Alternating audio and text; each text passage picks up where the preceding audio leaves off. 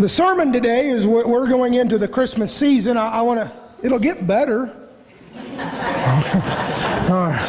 As we're going into the holiday season, one of the things I want us to know, we were supposed to have the children's play tonight, but because of the weather, last week they couldn't practice, and so yesterday they couldn't practice. So next week at 10:40, we're having the Christmas play. I know you're going to be disappointed that you're not going to hear me.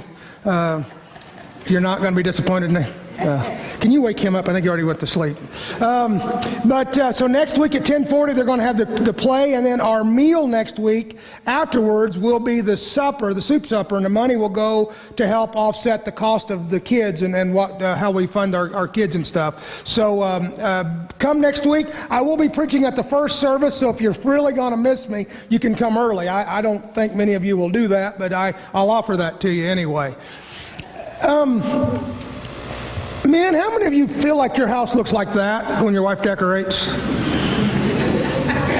Yeah. Does anybody see the man in the picture? Can you find Waldo in there? He's in there. Trust me, he's in there. My idea of Christmas decorations, that's enough. Anybody else? Hey, there's a tree, there's an ornament. When do we start drinking eggnog? There's my thinking. We have a tradition every year. We put the tree together, we drink eggnog, and then that night we're supposed to sleep under the tree. I kind of adjusted the tradition a little bit. I make sure the kids are all knocked out, and then I go to bed. I can't crawl off the floor like I used to. Somebody lowered it. And it's harder to get off the floor like it used to be. But we go out there. Another thing we like to do for Christmas is we like to go around and look at Christmas lights. Some areas actually have contests. And you decorate your home, and then whoever has the best dressed home gets an award, gets a little money. I don't know if they do that around here or not. My wife, we set up the tree, and we didn't move our Christmas tree. The reason was it was 13 years old. That's outdated. It's still green and all, but my wife says no, it's lost too much of its luster, and so we got rid of it, and she wasn't going to move it with us. And we had a nice big tree, and she went on Amazon and bought a new one. Not as big as she thought it was, and so all of a sudden now that's not good enough. We're going to have to get another tree. But I like looking at lights. I like going around. We'll get a big old thing of hot cocoa, get in the car, and we'll drive all over the place and look at Christmas lights. It's fun. It's something we do as tradition. This is the Bug House in Albuquerque, New Mexico. They got sued by their neighbors and by the city of Albuquerque. And what they would do every year would put up the Christmas lights and then put up a donation box. And all the money in the donation box would go to help the hopeless in Albuquerque. It was called Noonday Missions.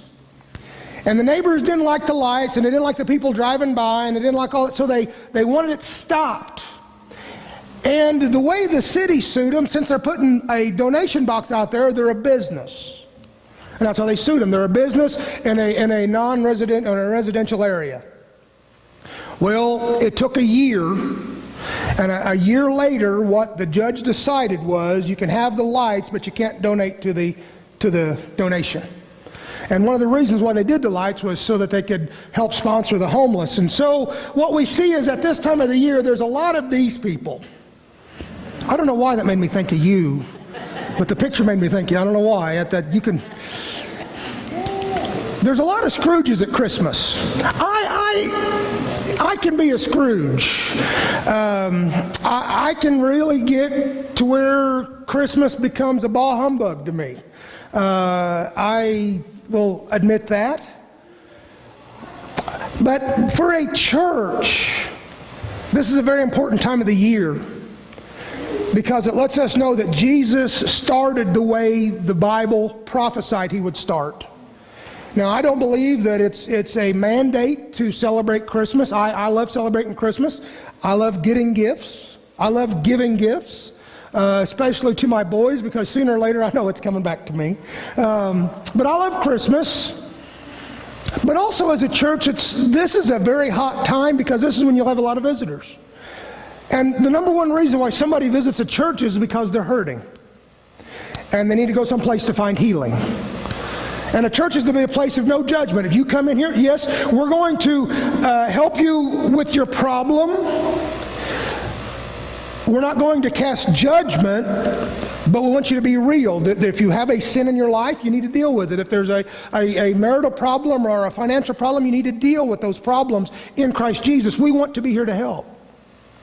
I don't want to be a Scrooge when it comes to sharing Jesus' gift of salvation. When was the last time? Some of this stuff is kind of awkward to ask, but I'm going to ask. I don't ask because I'm mean, and I don't ask because I want to be judgmental, but I ask because I'm concerned. When was the last time you did a gut check and evaluated your own life to see if God could even use you? What I mean by that, we all sin, and we'll get into that, but have you looked at your life and said, hey, I want to be used by God? I want to be living a life to where God could call my name and I'm readily available to be used to do a service for Him. That's called being found righteous. Being found right in His sight. And then today we're going to look at Mary and Joseph, and they were righteous people. And they were righteous before God used them, and that's why God could use them. They were found right before Him, and so God could use those kind of people. Mr. Todd, I've got to talk about the game. I know, I'm bringing up, Georgia lost yesterday. And you can tell where the Todds live because it's got that great big G in their front yard. I threatened to paint an A on it. And he said he'd kill me. So, just maybe not. But last night, Alabama played Georgia. It's a big rival. And Georgia was giving them they looked good. They were giving them a licking. They looked great. And now they pulled a guy off the bench. The quarterback who got taken out last year because he was no good last year. The guy that was in as a Heisman Trophy candidate for Alabama. He looked horrible. So they took him out and put the guy that was on the bench in. And the outcome was Alabama beat Georgia. I'm not smiling, Mr. Todd. I'm not smiling. But he was ready. Here I am, I'm ready. Job was found righteous before Job went through the problems. Noah was found righteous to be able to have God to use him. Moses was found right with God, and God used him. Abraham was found right with God, so God could use him. Were they men of sin? Yeah, they were men of sin, but they were men who were trying to live a life that God would be pleased with. And their number was called, and they come into the game, and they were used by God, and they go down in history. And you can go through history about men and women who were found righteous so God can use them. Were they fallible? Absolutely, every one of them. But they were living a life trying to please God. Found right in their sight. We see in the scriptures that Joseph was a righteous man. If you look into Matthew, the first chapter, it says, this is how the birth of Jesus, the Messiah, came about. His mother Mary was pledged to be married to Joseph, but before they came together, she was found to be pregnant from the Holy Spirit. Because Joseph, her husband, was faithful to the law. Another translation is because Joseph was found to be righteous. He decided not to expose her and to publicly disgrace her, but he had in mind to divorce her quietly. They weren't married yet. They were engaged, basically, and they were basically tied together. You're mine and I'm yours, and we have no one else. We're no longer shopping around. We're each other's.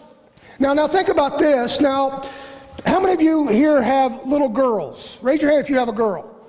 All right. Your girl comes home to you and says, Mom, Dad, I'm pregnant, but God did it. How many of you would have a little bit of problem believing that? Now, I would have a problem. Yeah, we'd all. Mary had to be something special about her for her parents to believe what she said. Joseph didn't really quite understand what was going on, but because he was righteous, he had the right to embarrass her, to publicly ridicule her for being found pregnant, but instead, he chose to spend his own money to do it quietly with just a couple witnesses, and he was going to take the hit. So the idea of being found righteous is the idea that we'll even be found righteous even when it hurts us. We're going to do the right thing. even when it hurts. I don't mean to be, but we live in a society full of excuses. And no one gets helped if all we do is continue to make excuses. We need to be in a society that we look at things with pure, clear eyes. Right is right and wrong is wrong. And we need to quit excusing bad behavior. Oh, well, you know, he didn't get enough to eat. That's why he acts like that. No. We got a new word out called hangry. They'll act like that because they didn't get enough to eat. Let me tell you what. My dad had a solution for that. It was called a leather belt. You didn't eat it, but you felt it. No, I'm not hungry no more. I don't know what I'm doing wrong. We have excuses for bad behavior. And we almost justify bad behavior. But the idea of righteous is, I will see what is wrong in my life and I will try to fix it, even if it hurts me. 1 John chapter 3 says that they are found righteous because they do what is right. Always making the right decision. What is the best for the community? A righteous person also is defined by how they treat God. You see, righteous is how we treat other people. I'm going to always do the right thing. You can trust me. I'm going to try to always do the right thing. Now, will I fail at it? Yeah. But my goal is not to please you. My goal is to please God. And the next thing on that is that even in my personal life, when you don't even know what I'm doing, you can trust that I'm going to try to do the right thing. It's called personal integrity. Being a man of integrity, a woman of integrity, a woman of their word, a man of his word. The actions go together. I'm not going to justify bad behavior in my life. One of my weaknesses is sporting events. I get into the game. And last night, I was a great coach, drinking my coffee, eating my bag of chips, watching it on TV. I was coaching a heck of a game. They ought to listen to me. And man, I scored a touchdown every time I had the ball while I was eating my Cheetos and drinking my coffee.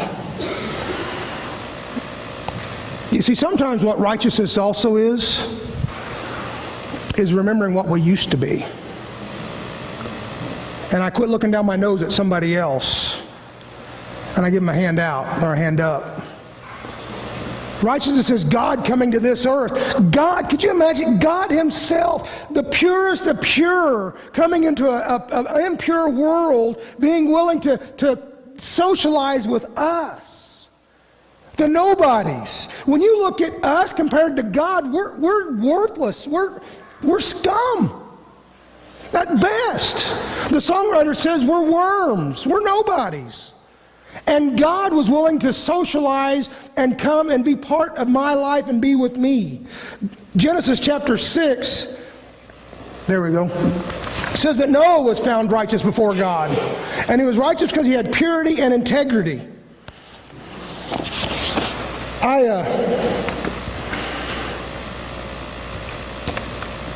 This world is driven. I think Patrick had a good communion meditation. We are driven by self-gratification. I got a friend of mine pulled over here a while back, and I thought it was funny because he was complaining about getting a speeding ticket. And, well, were you speeding? Well, that's not the point. What is the point? Everybody else was speeding too. So, and I played the parent card. If everyone else jumped off a bridge, would you jump off a bridge? I hate it when my dad used that, but that's pretty smart. Were you doing something wrong? And we're driven in our society by self-indulgences and self-pleasure, and the righteous person is driven by the desire to please God. I have a desire to make God happy, and if God is happy with my life, then no matter what everybody else thinks, that's all that matters.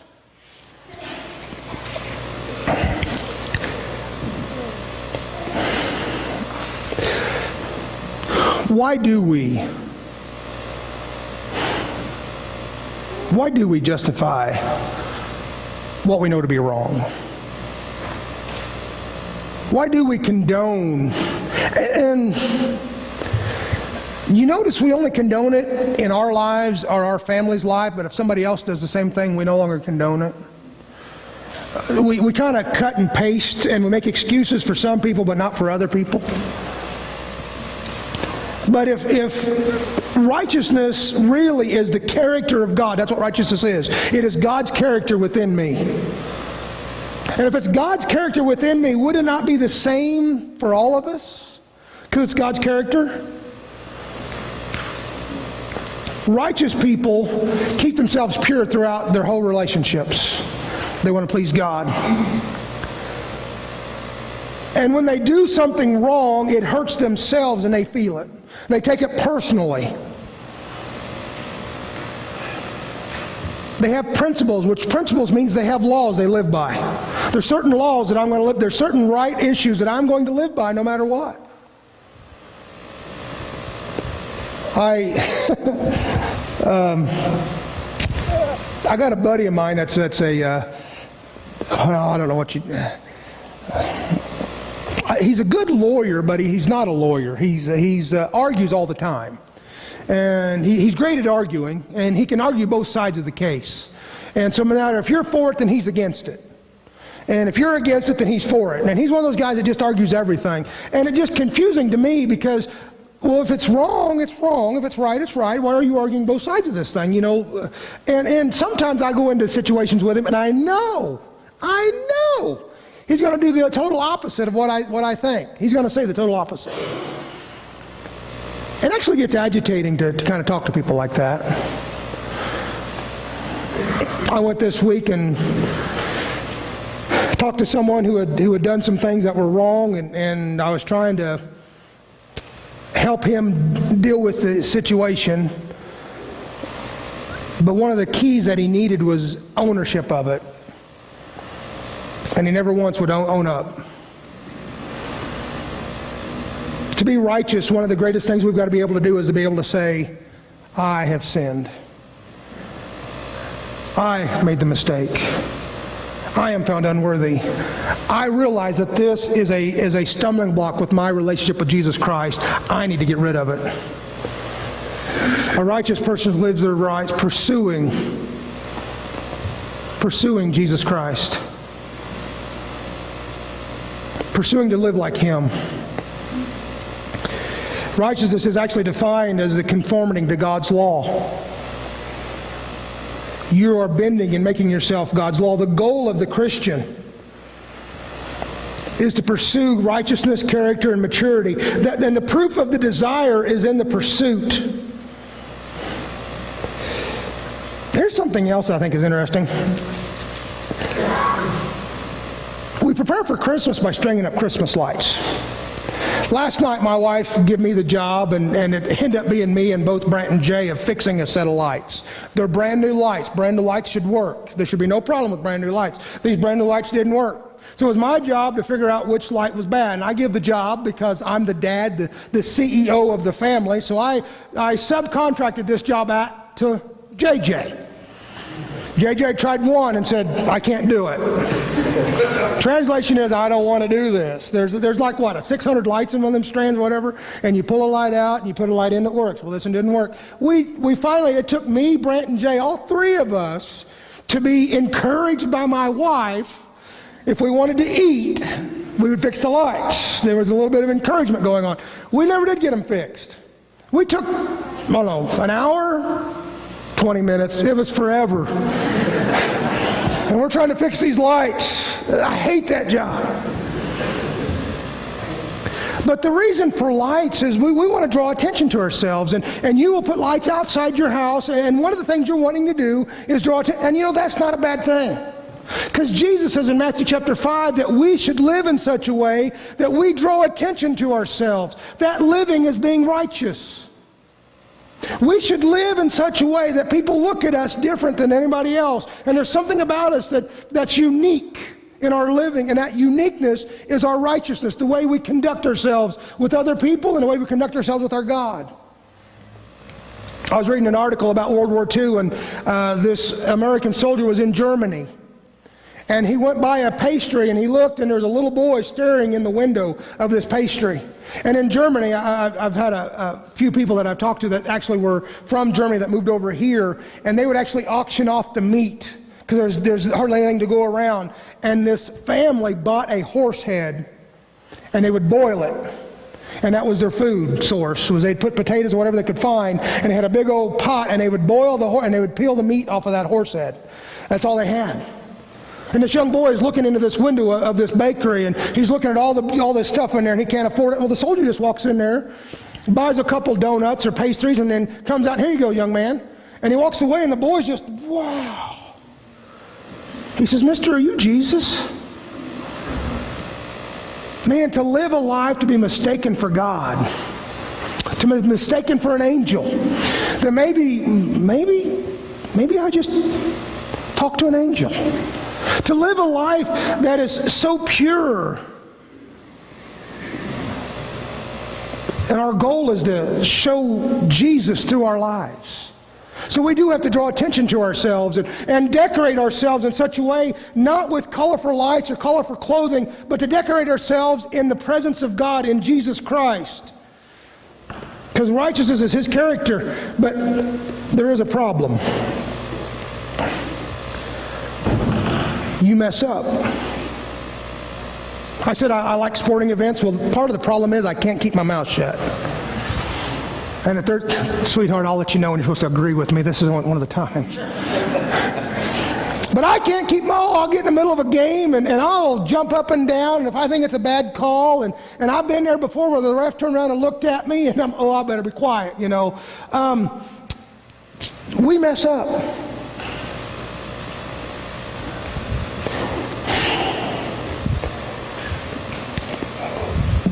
The Bible says that when we stand before Almighty God, that we'll give an account for our lives. One of my fears is giving an account for the people that aren't there because I messed up my walk in front of them. And I turned them off to Jesus. That I condoned something or I behaved in such a way that I turned them off. And I'm praying that I get a second chance for some of the people that I know. I know I messed it the first time. Lord, give me one more try at it.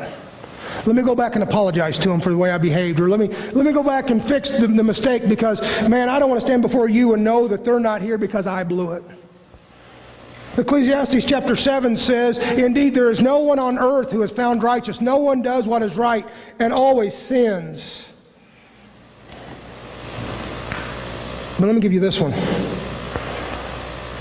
But Christ suffered for the sins of all of us once for all, the righteous for the unrighteous, to bring to you to God. He was put to death in the body so that you may be alive in the spirit. I love that. Amen. Christ died for you, for your imperfections. How about this one? Consequently, just as one trespass resulted in condemnation for all, he's talking about the old Adam, the Adam of Genesis, just also for all the righteous acts of one man justifies all people. He's talking about Jesus. My imperfections are made perfect, not in the Christmas tree, but in the Christ tree. And I can prepare myself for Christmas, and I can be the one to go out and present not the baby born in a manger, but the King, who has come to them to save them from their sins. And God doesn't necessarily consider and worry about my past. He wants to know about my present. What am I doing today? How am I living today? What's the outcome of my life today? And the only way that I can be found righteous is when I'm willing to surrender my life to Jesus. And I say, Jesus, have your way with me. Can I ask you a question? When was the last time you prayed for God to use you? Lord, here I am, use me. Now, Joseph and Mary were found righteous, and they thought they were going to be used by God, but do you ever think that they thought they'd be used in such a way? Wow. A nobody. He was a carpenter. In that day and age, that's nobody. She was just a young girl. And God says, you've been highly favored. I have picked you to bring the Messiah into the world. When was the last time you said, Lord, use me? When was the last time you prepared yourself to be used by God?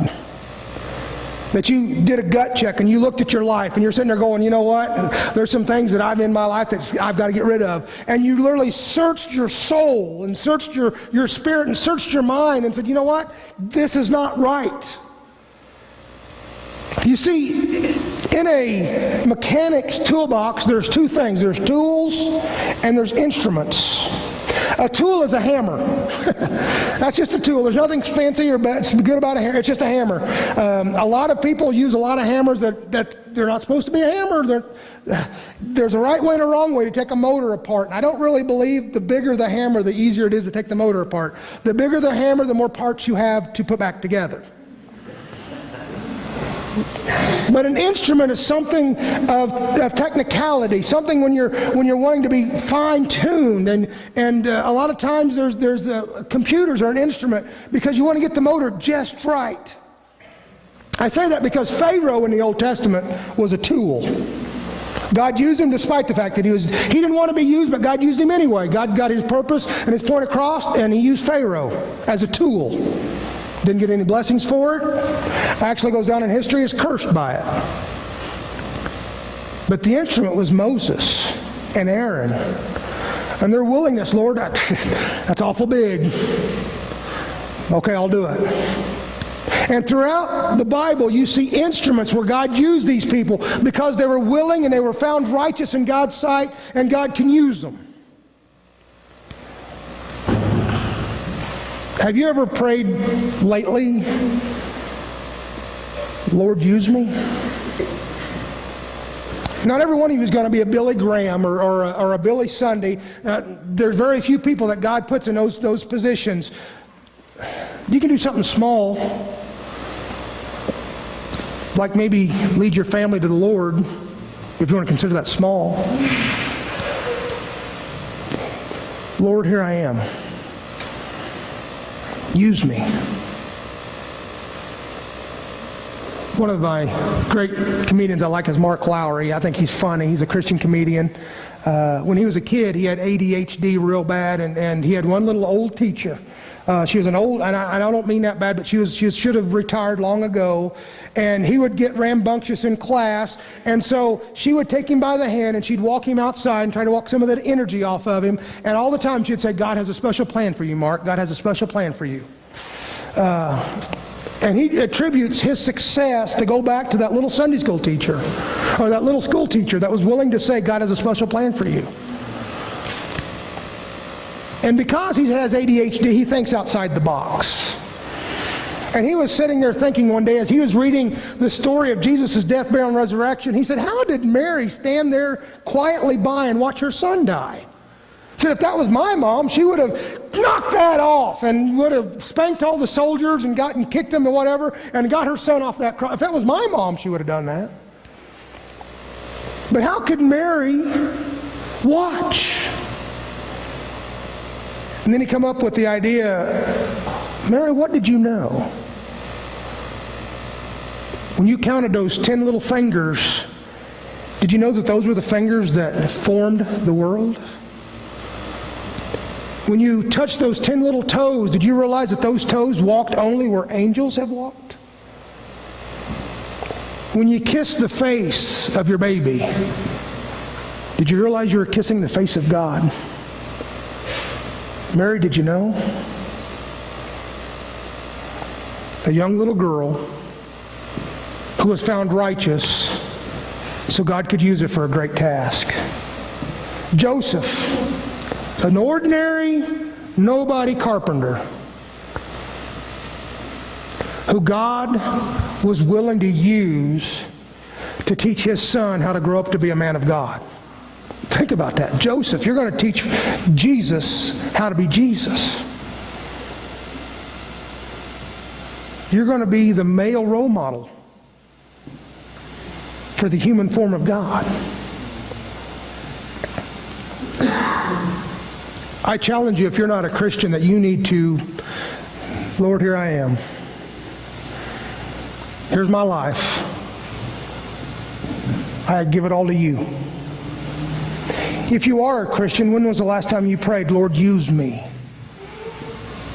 Whatever the call, whatever the task, here I am. I'm ready. I'm battle ready. And if he's saying, well, before I can use you, you've got to take care of this. Are you willing to peel back the veneer and then get real with yourself? And then, you know what? I'm going to do it. Here it is. I'm going to fix it. I want to be used by you. To get to the end of life and to know, man, there's no greater joy than to know that you're in the middle of something and you know, I am being used by God. There's no greater feeling in the world than that. I want to end with a story about a buddy of mine. Great guy. We played cards at our house, and we were there when they had their first little girl. We were there when they had their boys.